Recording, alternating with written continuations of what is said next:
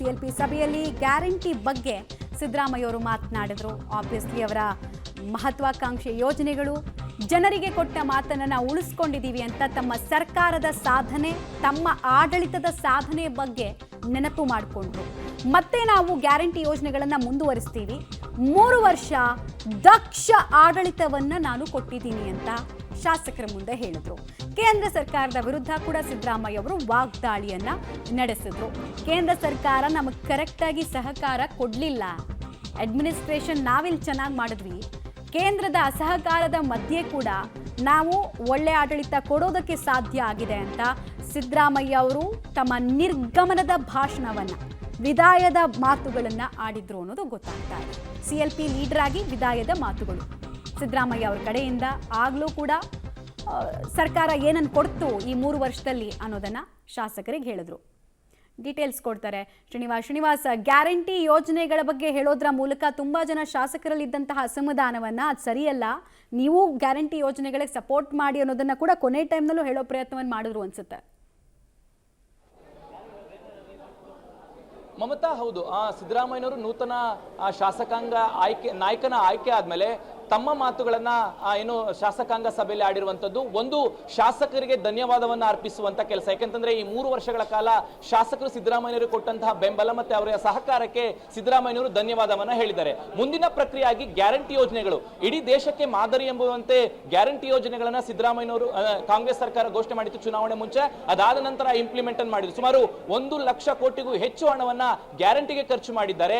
ಅದೇ ರೀತಿಯಾಗಿ ನಾವು ಏನು ಭರವಸೆಯನ್ನು ಕೊಟ್ಟಿದ್ವೋ ಅದರಂತೆ ನಾವು ನಡೆದುಕೊಂಡು ಅನ್ನುವಂತಹ ಪ್ರಸ್ತಾಪವನ್ನ ಸಭೆಯಲ್ಲಿ ಮಾಡಿರುವಂತದ್ದು ಸಿದ್ದರಾಮಯ್ಯನವರು.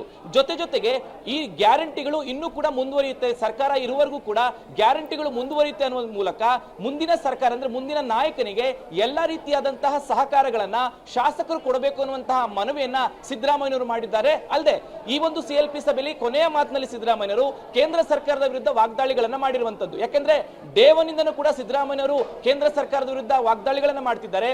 ಕರ್ನಾಟಕಕ್ಕೆ ಕಾಂಗ್ರೆಸ್ ಸರ್ಕಾರ ಇದೆ ಅನ್ನುವಂತ ನಿಟ್ಟಿನಲ್ಲಿ ಸಹಕಾರಗಳನ್ನ ಕೇಂದ್ರ ಸರ್ಕಾರ ಕೊಡ್ತಿಲ್ಲ, ಹೀಗಾಗಿ ಕೇಂದ್ರ ಸರ್ಕಾರದ ವಿರುದ್ಧ ನಮ್ಮ ಹೋರಾಟ ಮುಂದುವರಿಯುತ್ತೆ ಅನ್ನುವ ಮೂಲಕ ಶಾಸಕರಿಗೆ ಒಂದು ಎಚ್ಚರಿಕೆ ಅಥವಾ ಒಂದು ಹುರಿದುಂಬಿಸುವಂತ ಕೆಲಸವನ್ನ ಮಾಡಿರುವಂತದ್ದು. ಒಂದು ಗ್ಯಾರಂಟಿಯ ಮುಂದುವರಿದ ಭಾಗವಾಗಿ ಮುಂದುವರಿಯುತ್ತೆ ಅನ್ನುವಂಥದ್ದು ಮತ್ತೆ ಕೇಂದ್ರ ಸರ್ಕಾರದ ವಾಗ್ದಾಳಿಗಳನ್ನು ಮಾಡುವ ಮೂಲಕ ಮುಂದಿನ ಸರ್ಕಾರಕ್ಕೆ ನೀವು ಸಹಕಾರ ಕೊಡಬೇಕು ಅನ್ನುವಂತಹ ಮನವಿಯನ್ನ ಸಿದ್ದರಾಮಯ್ಯನವರು ಸಿಎಲ್ಪಿ ಸಭೆಯ ತಮ್ಮ ಭಾಷಣದಲ್ಲಿ ಮಾಡಿದ್ದಾರೆ. ಮಮತಾ, ರೈಟ್, ಹಾಗೆ ಸಂಪರ್ಕದಲ್ಲಿರಿ. ಈ ಬೆನ್ನಲ್ಲೇ ಕುತೂಹಲ ಇರೋದು ಹೈಕಮಾಂಡ್ ನಾಯಕರ ಸುದ್ದಿಗೋಷ್ಠಿ ಬಗ್ಗೆ.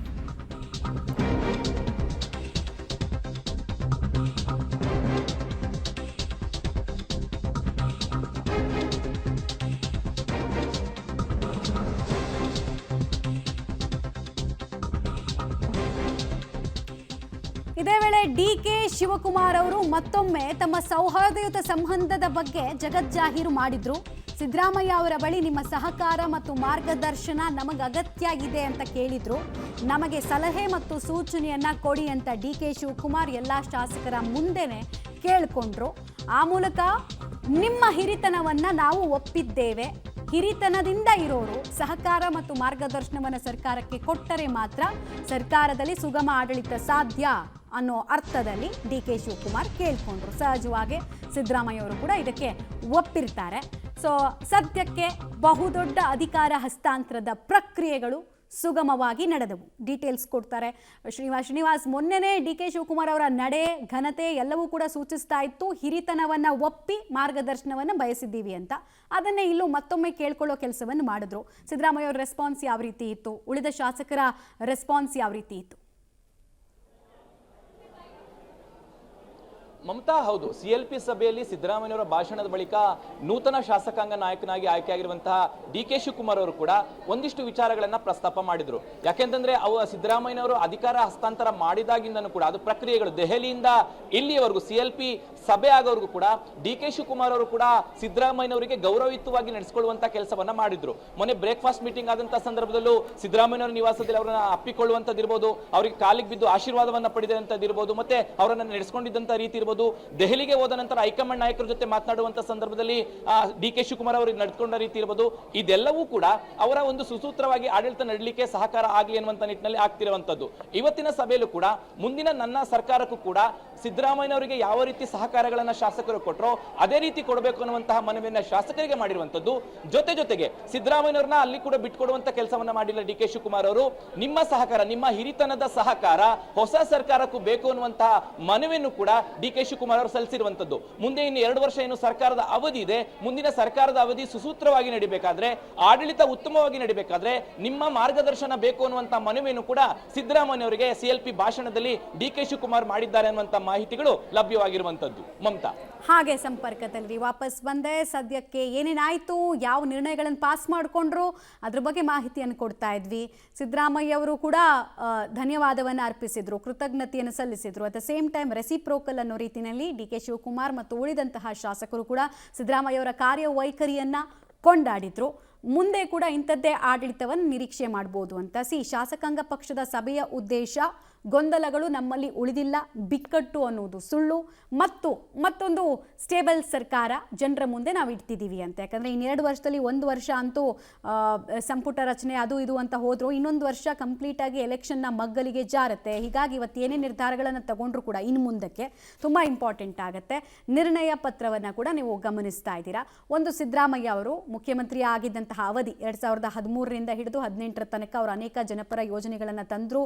ಅದನ್ನು ನೆನೆಯೋ ಕೆಲಸವನ್ನು ಕೂಡ ಕಾಂಗ್ರೆಸ್ ಪಾರ್ಟಿ ಮಾಡ್ತಾ ಇದೆ. ಸರ್ಕಾರ ಕೂಡ ಅದನ್ನು ಯಾವತ್ತೂ ನೆನಪಲ್ಲಿಟ್ಕೊಳ್ಳುತ್ತೆ ಅನ್ನೋದನ್ನು ತಿಳಿಸೋ ಕೆಲಸ ಆಗಿದೆ. ಡಿ ಕೆ ಶಿವಕುಮಾರ್ ಅವರು ಸಿದ್ದರಾಮಯ್ಯ ಪರವಾಗಿ ನಿರ್ಣಯವನ್ನು ಮಂಡಿಸಿದ್ರು. ಹಾಗೆ ಹೊಸ ನಾಯಕನ ಆಯ್ಕೆಯನ್ನು ಕೂಡ ಮಂಡಿಸಿದ್ದು ಸಿದ್ದರಾಮಯ್ಯ ಅವರು. ಸೊ ಪರಸ್ಪರ ಒಬ್ರಿಗೊಬ್ರು ಹೆಗಲಾಗಿದ್ದೀವಿ ನಾವು.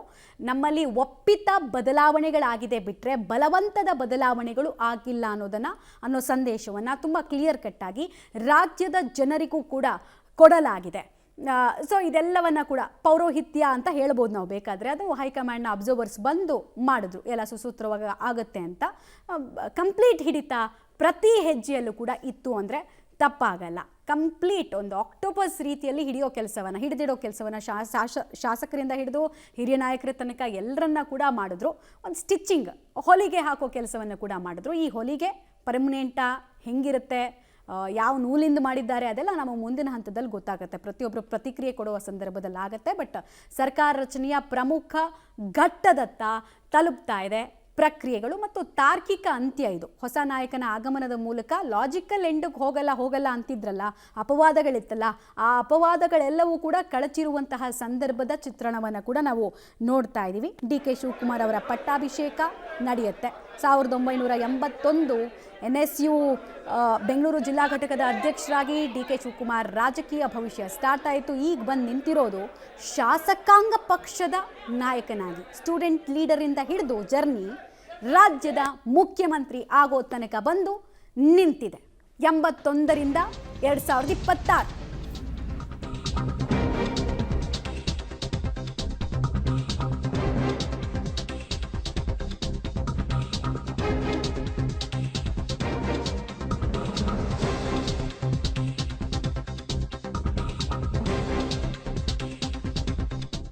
ಡಿ ಕೆ ಶಿವಕುಮಾರ್ ಅವರ ಸಾಮ್ರಾಜ್ಯ, ಶಿವ ಸಾಮ್ರಾಜ್ಯ ಸ್ಥಾಪನೆ ಆಗೋದಕ್ಕೆ ಮುಹೂರ್ತ ಗಳಿಗೆ ಎಲ್ಲವೂ ಫಿಕ್ಸ್ ಆಗಿದೆ. ದೊಡ್ಡಾಲಹಳ್ಳಿ ಕೆಂಪೇಗೌಡ ಶಿವಕುಮಾರ್ ಅನ್ನೋ ಹೆಸರಿನವನಾದ ನಾನು ಅಂತ ಪ್ರಮಾಣ ವಚನವನ್ನ ಸ್ವೀಕರಿಸೋದಕ್ಕೆ ದಿನಾಂಕ ನಿಗದಿಯಾಗಿದೆ. ಅದು ಬುಧವಾರ. ಡಿ ಕೆ ಶಿವಕುಮಾರ್ ಅವರ ಪ್ರಮಾಣ ವಚನ ಕಾರ್ಯಕ್ರಮ ಲೋಕಭವನದಲ್ಲಿ ನಡೀಲಿಕ್ಕಿದೆ. ಅವರ ಜೊತೆಗೆ ಇನ್ಯಾರ್ಯಾರೋ ಅನ್ನೋದು ಕುತೂಹಲ. ಡೀಟೇಲ್ಸ್ ಕೊಡ್ತಾರೆ ಶ್ರೀನಿವಾಸ್. ಈಗ ಟೈಮು, ಡೇಟು ಎಲ್ಲವೂ ಕೂಡ ಫಿಕ್ಸ್ ಆಯಿತು. ಕುತೂಹಲ ಇರೋದು ಏಕಾಂಗಿಯಾಗಿ ಪ್ರಮಾಣ ವಚನನ ಅಥವಾ ಅವ್ರ ಜೊತೆಗೆ ಇನ್ನೆಷ್ಟು ಜನ ಪ್ರಮಾಣ ವಚನ ಸ್ವೀಕರಿಸ್ಬೋದು ಅಂತ.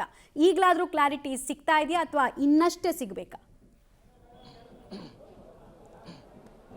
ಮಮತಾ, ಇನ್ನು ಡಿ ಕೆ ಶಿವಕುಮಾರ್ ಅವರ ಜೊತೆ ಯಾವೆಲ್ಲ ಸಚಿವರಾಗಿ ಪ್ರಮಾಣ ವಚನ ಸ್ವೀಕಾರ ಮಾಡ್ತಾರೆ ಅನ್ನುವಂಥ ಮಾಹಿತಿಗಳು ಲಭ್ಯವಿಲ್ಲ. ಆದರೆ ಈಗ ಇರುವಂಥ ಮಾಹಿತಿ ಪ್ರಕಾರ ಈಗಷ್ಟೇ CLP ನೂತನ ನಾಯಕರ ಆಯ್ಕೆ ಆಗಿರೋ ಬಳಿಕ ಮುಂದಿನ ಪ್ರಕ್ರಿಯೆಗಳನ್ನು ಹೈಕಮಾಂಡ್ ನಾಯಕರು ನಿರ್ಧಾರ ಮಾಡುವಂಥ ಸಾಧ್ಯತೆ ಇದೆ. ಯಾಕೆಂತಂದ್ರೆ DCM ಹುದ್ದೆ ಸೃಜನೆ ಆಗಬೇಕು ಅನ್ನುವಂಥ ಒತ್ತಾಯ ಕೂಡ ಸಮುದಾಯವಾರು, ಪ್ರಬಲ ಸಮುದಾಯವಲ್ಲೂ ಇದೆ ಅನ್ನುವಂಥದ್ದು. ಹಾಗಾಗಿ DCM ಹುದ್ದೆ ಬೇಕಾ ಬೇಡವಾ ಅನ್ನುವಂಥ ಜಿಜ್ಞಾಸೆ ಒಂದು ಪಕ್ಷದಲ್ಲಿ ಕಾಡ್ತಿದೆ. ಈ ವಿಚಾರ ಕ್ಲಿಯರ್ ಆಗಬೇಕು. ಮತ್ತೆ ಯಾರೆಲ್ಲ ಸಂಪುಟಕ್ಕೆ ಸೇರ್ಪಡೆ ಮಾಡ್ಕೊಳ್ಬೇಕು ಅನ್ನುವಂಥ ಅನ್ನುವಂಥ ನಿಟ್ಟಿನಲ್ಲಿ ಹಿರಿಯರಂದ್ರೆ ಹಿಂದಿನ ಸರ್ಕಾರದಲ್ಲಿ ಇದ್ದವ್ರನ್ನ ಎಷ್ಟು ಜನ ಮುಂದುವರಿಸಬೇಕು, ಹೊಸಬರಿಗೆ ಯಾವ ಮಾನದಂಡದಲ್ಲಿ ಹೊಸಬರಿಗೆ ಕೊಡಬೇಕು ಅನ್ನುವಂಥ ಒಂದಿಷ್ಟು ಗೊಂದಲಗಳಿರೋದ್ರಿಂದ ಇನ್ನೂ ಕೂಡ ಅಂತಿಮ ಆಗಿಲ್ಲ ಆ ಪಟ್ಟಿ ಅನ್ನುವಂಥದ್ದು. ಇವತ್ತು ಏನು ನೂತನ ಶಾಸಕಾಂಗ ನಾಯಕನ ಆಯ್ಕೆ ಆಯಿತು, ಈಗ ರಾಜ್ಯಪಾಲರಿಗೆ ಲೋಕಭವನಕ್ಕೆ ತೆರಳಿ ರಾಜ್ಯಪಾಲರ ಮುಂದೆ ಸರ್ಕಾರದ ರಚನೆಗೆ ಹಕ್ಕು ಮಂಡಿಸಿದ ಬಳಿಕ ಈ ಒಂದು ಪ್ರಕ್ರಿಯೆಗಳಾಗುತ್ತೆ ಅಂತ ಅನ್ಸುತ್ತೆ. ಬುಧವಾರ ಏನು ಪ್ರಮಾಣ ವಚನ ಸ್ವೀಕಾರ ಕಾರ್ಯಕ್ರಮ ಇದೆ, ಅಷ್ಟರ ಮುಂಚೆ ಎಷ್ಟು ಜನ ನೂತನವಾಗಿ ಸಚಿವರಾಗಿ ಪ್ರಮಾಣ ವಚನ ಸ್ವೀಕಾರ ಮಾಡ್ತಾರೆ ಅನ್ನುವಂತಹ ಪಟ್ಟಿಗಳು ರಿಲೀಸ್ ಆಗ್ಬೋದು. ಆಸ್ ಆಫ್ ನ ಸದ್ಯದ ಮಟ್ಟಿಗೆ ಡಿ.ಕೆ. ಶಿವಕುಮಾರ್ ಅವರು ಮಾತ್ರ ಪ್ರಮಾಣ ವಚನ ಸ್ವೀಕಾರ ಮಾಡಬಹುದು ಅನ್ನುವಂತಹ ಮಾಹಿತಿಗಳಿರುವಂತದ್ದು. ಹೈಕಮಾಂಡ್ ಜೊತೆ ಡಿ.ಕೆ. ಶಿವಕುಮಾರ್ ಅವರು ಮಾತನಾಡಿ ಎಷ್ಟು ಜನ ಮೊದಲ ಹಂತದಲ್ಲಿ ಮಾಡ್ಬೇಕು ಅಥವಾ ಪೂರ್ಣವಾಗಿ ಏಕಕಾಲದಲ್ಲಿ ಎಲ್ಲರ ಪ್ರಮಾಣ ವಚನ ಆಗ್ಬೇಕಾ ಅನ್ನುವಂಥದ್ದನ್ನ ಡಿಸೈಡ್ ಮಾಡ್ತಾರೆ ಅಂತ ಅನ್ಸುತ್ತೆ. ನಾಳೆ ಅಥವಾ ನಾಡಿದ್ದ ಒಳಗಡೆ ಈ ಬಗ್ಗೆ ಒಂದು ಸ್ಪಷ್ಟ ಚಿತ್ರಣ ಜಸ್ಟ್ ಹೋಲ್ಡ್